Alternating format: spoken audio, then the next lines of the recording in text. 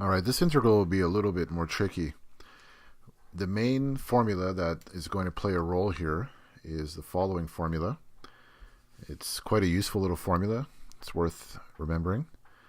It's the integral of 1 over the root of a squared minus x squared.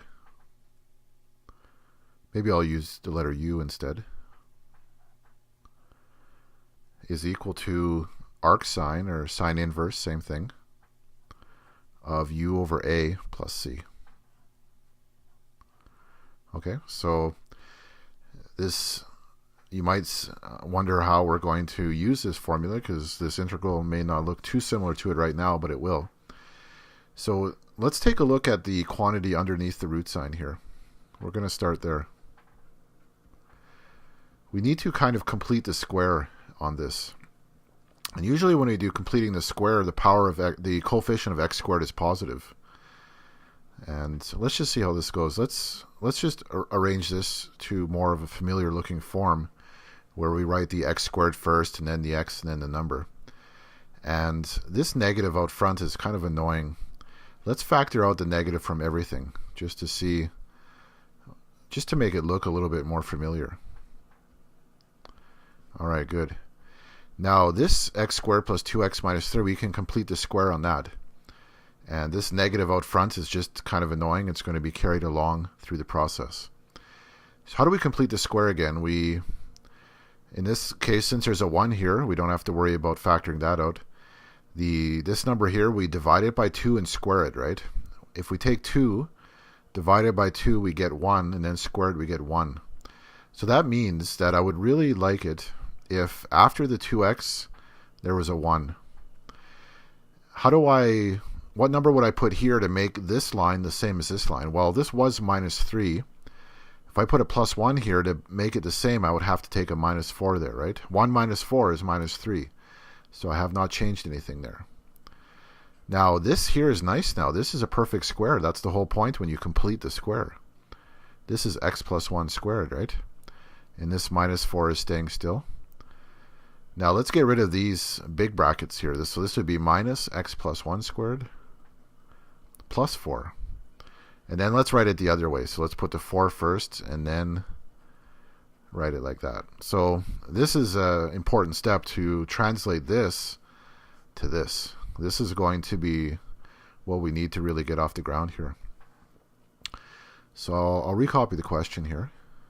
Well, what I'll do is replace this, which is right here, by what we obtained, which is over here.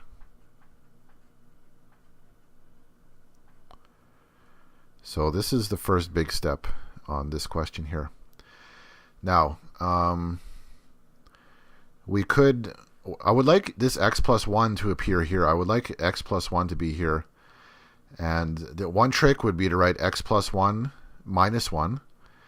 But I think I'm just going to do it a little bit more straightforward and just do a little substitution, a tiny little substitution. I'm going to let u be equal to x plus 1. So then du is, of course, 1 dx, or just dx. And what do we get? Well, the bottom is now 4 minus u squared. X, since u is x plus 1, that means x is u minus 1. So that's what will go on top. And dx is just du. All right. So that's coming along. I want to now split this up into two integrals. U minus 1 over this, just like if I have a minus b over c, I can write that as a over c minus b over c as two separate fractions. I want to do something like that right now.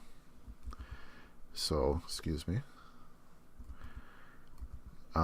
It's going to be the integral of this u over the bottom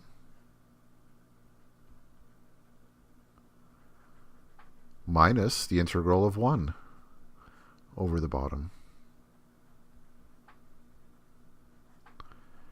Now, here we can apply this formula, right?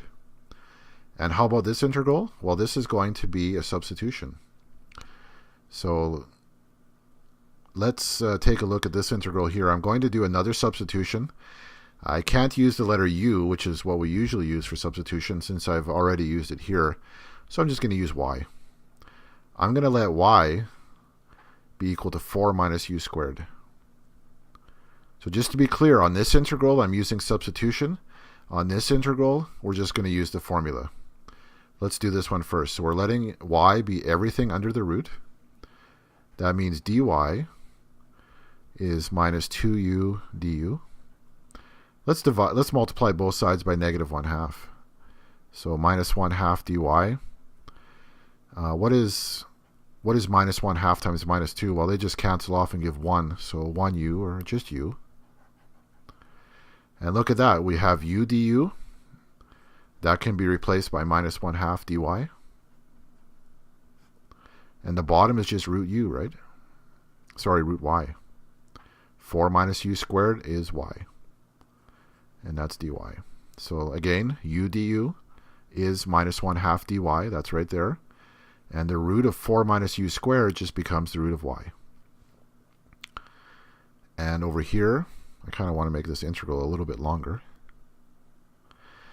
And over here, what do we have? Well, this integral matches with the formula I mentioned right at the beginning here when a is 2, right? So 2 squared is 4. So my answer for that integral is easy. It's just sine inverse of u over 2. And then plus c. So things are coming along here. This is messy. Let's bring the minus 1/2 to the front. And this 1 over root y, let's make that y to the minus 1/2. And this is the same as before. So let's get ourselves some more room here.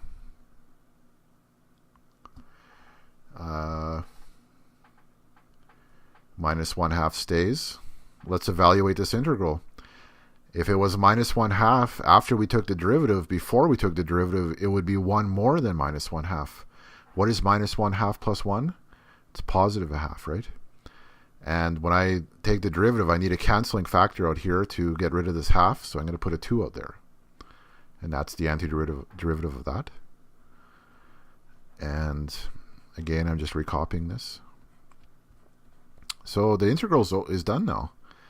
Minus 1/2 times 2, that's just minus. I'm going to go back to the root sign. Instead of power of 1/2, I'll just write the root sign, root y. But y is really 4 minus u squared. So that's what this becomes. And we don't want to leave our answer in u because u is not the original variable. U is something we made up. Remember, u is really x plus 1. So let's go back to that.